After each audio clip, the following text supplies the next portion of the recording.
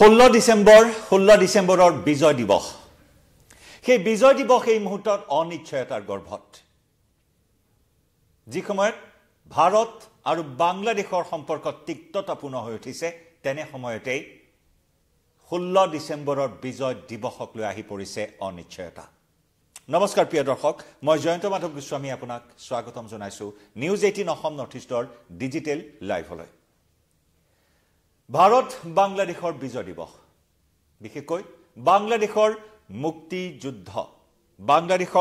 মুক্তিযুদ্ধৰ আৰু তাৰ পিছত বাংলাদেশ গঠন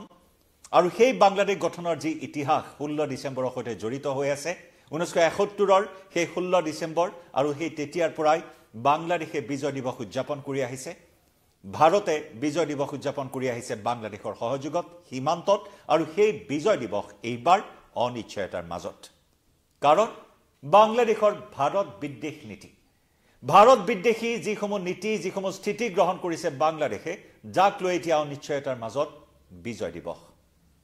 দিনক দিনে ভাৰত বিদ্বেষী স্থিতি গ্ৰহণ কৰি গৈছে বাংলাদেশে ভাৰত বিদ্বেষী নীতি গ্ৰহণ কৰিছে বাংলাদেশত থকা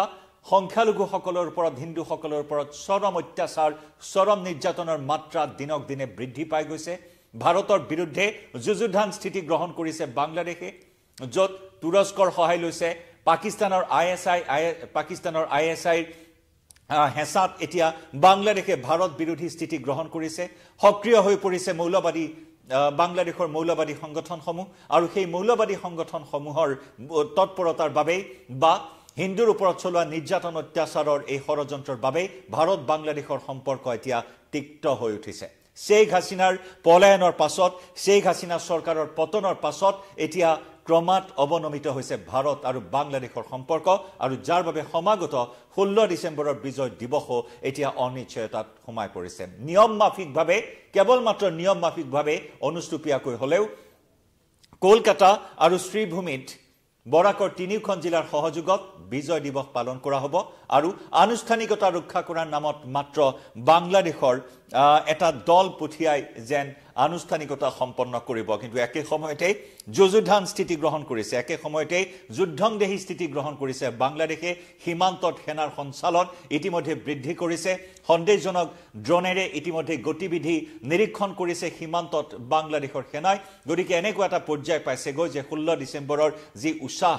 বিজয় দিৱসৰ যি উৎসাহ উদ্দীপনা সেই উৎসাহ এইবাৰ সম্পূৰ্ণৰূপে ম্লান পৰা পৰিলক্ষিত হৈছে 1971 চন বাংলাদেশ মুক্তিযুদ্ধৰ সফলতাৰ পাছত গঠন হৈছিল বাংলাদেশ আৰু সেই বাংলাদেশ গঠন হোৱাৰে পৰা বিজয় দিৱস পালন কৰি অহা হৈছে কিন্তু এইবাৰ সেই উৎসাহ সেই উদ্দীপনা বিজয় দিৱসৰ দেখিবলৈ পোৱা হোৱা নাই উল্লেখযোগ্য যে 16 ডিসেম্বৰ 1971 চনৰ 16 ডিসেম্বৰত তেতিয়াৰ পূব পাকিস্তানৰ পৰা আজিৰ বাংলাদেশ হিচাপে নতুন চিনাকি লাভ কৰিছিল 16 ডিসেম্বৰত পাকিস্তানৰ সেনাই আত্মসমৰ্পণ কৰি আতৰি গৈছিল আৰু সেই তেতিয়াৰ পূব পাকিস্তান আজিৰ বাংলাদেশ হিচাপে চিনাকি লাভ কৰিছিল আৰু ভাৰত চৰকাৰৰ প্ৰত্যক্ষ সহযোগিতাত পাকিস্তানৰ পৰা আতৰি আহি তেতিয়াৰ পূব পাকিস্তানে বাংলাদেশৰ ৰূপত জন্ম লৈছে ভাৰত চৰকাৰৰ প্ৰত্যক্ষ সহযোগিতাত বাংলাদেশৰ জন্ম হৈছিল 1971 চনৰ 16 ডিসেম্বৰত পাকিস্তানৰ সেনাই আত্মসমৰ্পণ কৰিছিল জন্ম হৈছিল নতুন এখন দেশৰ নাম যাৰ বাংলাদেশ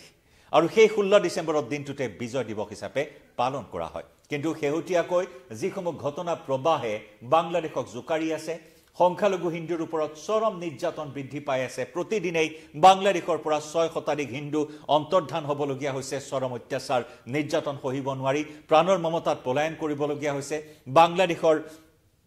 বাংলাদেশত থকা সংখ্যালঘু হিন্দুসকলৰ ওপৰত এনেদৰে অত্যাচাৰ চলাইছে ঘৰ জ্বলাই দিয়া হৈছে ব্যৱসায়িক প্ৰতিষ্ঠান সকলো জ্বলাই দিয়া হৈছে অফিচ কাছাৰীলৈ যাব নোৱাৰা পৰিস্থিতিৰ সৃষ্টি হৈছে হিন্দু সংখ্যালঘু লোকসকল একে সময়তে মহিলাৰ ওপৰত নিৰ্যাতন চলোৱা হৈছে ঘৰ বাৰী জ্বলাই দি চৰম অত্যাচাৰ চলোৱা হৈছে চৰম উৎপীড়ন চলোৱা হৈছে হিন্দুসকলৰ ওপৰত আৰু যি হিন্দুৰ সুৰক্ষা নিৰাপত্তা সুনিশ্চিত কৰাৰ বাবে সচিব পৰ্যায়ৰ বৈঠক ইতিমধ্যে সম্পন্ন হৈছে কিন্তু তাৰ পিছতো কিন্তু এই সংঘাত দূৰ কৰিবলৈ সক্ষম হোৱা নাই ধৰ্মীয় অসহিষ্ণুতা এনেদৰে বৃদ্ধি পাইছে যে শেহতীয়াকৈ বাংলাদেশত থকা যিসমূহ হিন্দু লোকৰ হোটেল ৰেষ্টুৰাঁ ৰেষ্টুৰেণ্টসমূহ আছে তাত গোমাংস বাধ্যতামূলক কৰাৰ বাবেও প্ৰতিবাদী সমদল বাহিৰ হৈছে সেইসমূহ হোটেল ৰেষ্টুৰেণ্ট বয়কট কৰাৰ বাবে ৰাজপথত প্ৰতিবাদী সমদল বাহিৰ কৰিছে একাংশ লোকে বাংলাদেশ নেশ্যনেলিষ্ট পাৰ্টিৰ উদ্যোগত সেই প্ৰতিবাদী সমদল বাহিৰ কৰা হৈছে মুঠৰ ওপৰত এনেদৰেই হিন্দুসকলক কেঁকুৰা চেপা দিয়া হৈছে এতিয়া বাংলাদেশত যাক লৈ ভাৰত আৰু বাংলাদেশৰ মাজৰ সংঘাত এনেদৰে অৱনমিত হৈছে যে যিকোনো মুহূৰ্তত বাংলাদেশে ভাৰত আক্ৰমণ কৰিবলৈ উদ্যত হৈ আছে আনকি এনেকুৱা ভাবুকি দিছে মোহাম্মদ ইউনিছ নেতৃত্বাধীন অন্তৰ্বৰ্তীকালীন চৰকাৰখনে যে 4 দিনো নালাগে অসম দখল কৰিবৰ বাবে বাংলাদেশক এনেধৰণৰ ভাবুকিয়ে অস্থিৰ কৰি তুলিছে বৰ্তমান সীমান্তৰ পৰিস্থিতি আৰু সেই সীমান্ততে বিজয় দিৱসৰ যি উৎসাহ উদ্দীপনা সেয়া সম্পূৰ্ণৰূপে ম্লান পৰা পৰিলক্ষিত হৈছে পূৰ্বৰ উৎসাহৰ পৰিৱৰ্তে এইবাৰ দুয়োখন দেশে অহা 16 ডিচেম্বৰত কলকাতা আৰু অসমৰ শ্ৰীভূমিত বৰাকৰ 3খন জিলাৰ সহযোগত বিজয় দিৱস উদযাপন কৰিব নিয়ম মাফিকভাৱে আনুষ্ঠানিকতা ৰক্ষা কৰি বাংলাদেশ আৰু ভাৰতে বিজয় দিৱসৰ কাৰ্যসূচী পালন কৰিলেও বিপৰীত দিশে বাংলাদেশ সীমান্তত যুদ্ধংদেহী মনোভাৱ এতিয়া গ্ৰহণ কৰা পৰিলক্ষিত হৈছে ভাৰত বাংলাদেশ সীমান্তত অৱস্থান কৰিছে বাংলাদেশৰ সেনাৰ সঞ্চালন বৃদ্ধি কৰা হৈছে আমি ইতিমধ্যে উল্লেখ কৰিছো বিশেষ চোৰাংচোৱা ড্ৰোনেৰে গতিবিধি নিৰীক্ষণ কৰিছে বাংলাদেশৰ সেনাই গতিকে এনেকুৱা এটা পৰ্যায় পাইছে আৰু প্ৰত্যেক বছৰে ভাৰত বাংলাদেশী সীমান্তৰ দুয়োখন দেশে যুটীয়াভাৱে বিজয় দিৱস উদযাপন কৰি আছিল কিন্তু শেখ হাসিনা চৰকাৰৰ পতন শেখ হাসিনাৰ দেশান্তৰিত হোৱাৰ পিছত এই সংঘাত এনেদৰেই এতিয়া বৃদ্ধি পাইছে যাৰ সুযোগ লৈছে মৌলবাদী সংগঠনসমূহে বাংলাদেশী মৌলবাদী সংগঠনে এতিয়া টিকটক কৰি তুলিছে ভাৰত আৰু বাংলাদেশৰ সম্পৰ্ক বাংলাদেশৰ মুক্তিযুদ্ধত নিহতসকলক শ্ৰদ্ধাঞ্জলি জনোৱাৰ বাবে বিজয় দিৱসত বিশেষ কাৰ্যসূচী ৰূপায়ণ কৰা হয় শহীদসকলক শ্ৰদ্ধাঞ্জলি জ্ঞাপন কৰা হয় মুক্তিযোদ্ধাসকলক স্মৰণ কৰা হয় আনকি শেখ হাসিনা দেশান্তৰিত হোৱাৰ সময়ত শেখ হাসিনা চৰকাৰৰ পতন হোৱাৰ পিছত যিগৰাকী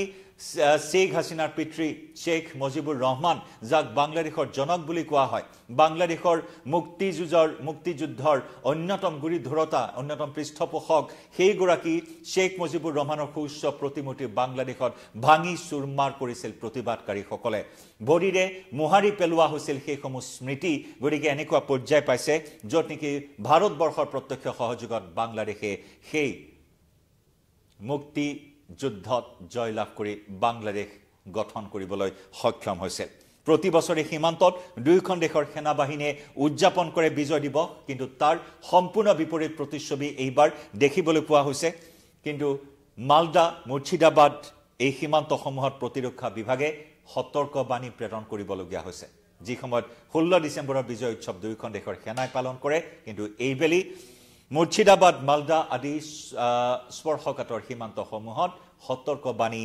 জাৰি কৰা হৈছে সতৰ্কবাণী প্ৰেৰণ কৰিছে প্ৰতিৰক্ষা বিভাগে সীমান্তত গতিকে একজন অনিশ্চয়তাৰ মাজত বিজয় দিৱস